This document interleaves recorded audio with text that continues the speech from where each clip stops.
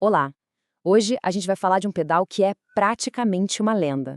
Um clássico moderno que, sem exagero, ajudou a definir o som de uma geração de guitarristas. Tô falando, claro, do Fulton OCD. E a gente já começa com a pergunta que não quer calar. Por quê? O que esse pedal, Obsessive Compulsive Drive, tem de tão especial para ser um dos mais influentes e, principalmente, um dos mais copiados de todos os tempos? É isso que a gente vai desvendar agora. Para entender o tamanho da revolução que foi o OCD, a gente precisa voltar um pouquinho no tempo. Vamos lá para o comecinho dos anos 2000, para ver como era o cenário dos pedais de overdrive naquela época. Naquela época, era o seguinte, praticamente todo pedal de overdrive que você via por aí, principalmente os chamados boutique, era de alguma forma uma variação do famoso circuito Tube Screamer. E quem conhece sabe, ele tem aquele som bem característico, com reforço nos médios, o famoso mid-hump, que faz a guitarra cortar na mix. Funcionava, claro, mas era uma sonoridade bem específica. E aí que tá o pulo do gato. De um lado, tínhamos os pedais com esse som mais focado, muitas vezes com uma sensação meio comprimida. Do outro, o que a galera da guitarra realmente queria. A sensação de um amplificador valvulado de verdade empurrado no limite. Um som aberto, sabe, dinâmico, que responde ao toque da palheta. Foi aí que entrou em cena Michael Fuller, o cara por trás da Fulton. Ele olhou para essa situação e sacou que faltava algo no mercado. A missão dele passou a ser bem clara: criar um pedal que não soasse como um pedal, mas que fosse tipo uma extensão do próprio amplificador. E essa busca por um som diferente deu muito resultado. Em 2004, chegou ao mercado um pedal que ia, literalmente, mudar as regras do jogo. O OCD apareceu e uau! Ele era diferente. Soava como um amplificador saturando, preservava a dinâmica da palhetada e era absurdamente versátil. Com só 3 botões e uma chavinha dava para ir de um boost limpo até uma distorção bem pesada. E essa chave HP/LP de High Peak e Low Peak dava ainda mais flexibilidade, com um modo mais transparente e outro mais agressivo, com uma pegada meio Marshall. Tá, mas qual era o segredo? Por que ele soava tão diferente assim? A resposta não era só uma questão de filosofia, não. Tinha uma inovação de verdade ali dentro do circuito dele. E o coração dessa inovação tem nome: MOSFET. Para simplificar bem, um MOSFET é um tipo de transistor. O legal dele é que, quando usado em circuitos de distorção, ele gera harmônicos que lembram muito, mas muito mesmo, o som de válvulas de amplificador saturando. Só que o genial não foi só usar MOSFETs, foi como eles foram usados. Primeiro, eles eram a fonte principal da distorção, o que já era incomum.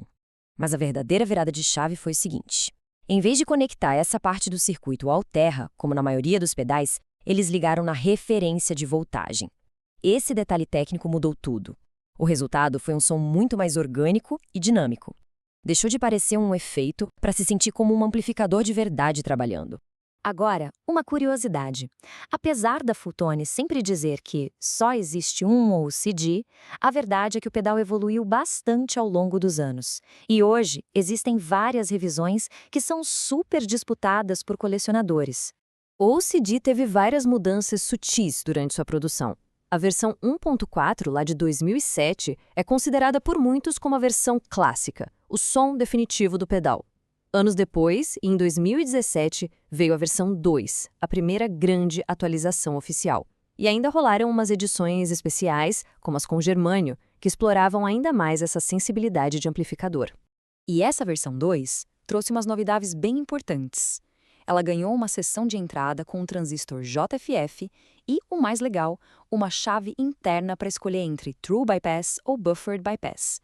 Isso foi uma mão na roda para quem usa pedalboards complexos, onde a qualidade do sinal é fundamental, tornando o pedal bem mais flexível. Mas o impacto do OCD foi muito além do seu próprio som. Ele influenciou músicos icônicos e acabou mudando a indústria de pedais para sempre. A gente sabe que o sucesso de um pedal também se mede por quem usa, né? E a lista de usuários do OCD, olha, é de respeito. Estamos falando de lendas como Billy Gibbons e Eric Johnson e de mestres modernos como Paul Gilbert. Essa galera toda ajudou a colocar o som do OCD no panteão dos grandes timbres de guitarra.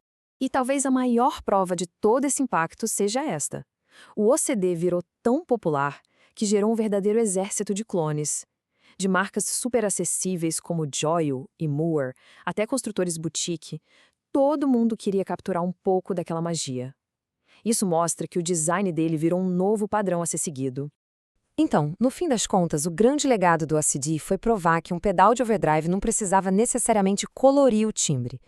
Ele mostrou que um pedal podia ser transparente, dinâmico e responsivo. E com isso, ele ajudou a popularizar uma categoria inteira de pedais que hoje a gente chama de Amp in a Box, ou seja, pedais que tentam simular a sensação de um amplificador específico. E no final, mesmo com o encerramento das atividades da Fulltone, o OCD continua mais vivo do que nunca nos pedalboards por aí.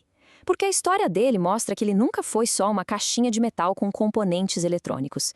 Ele é a materialização de uma ideia, a busca incansável por fazer um pedal soar e, mais importante, se sentir como um amplificador de verdade. E essa ideia, bom, essa continua a inspirar todo mundo até hoje.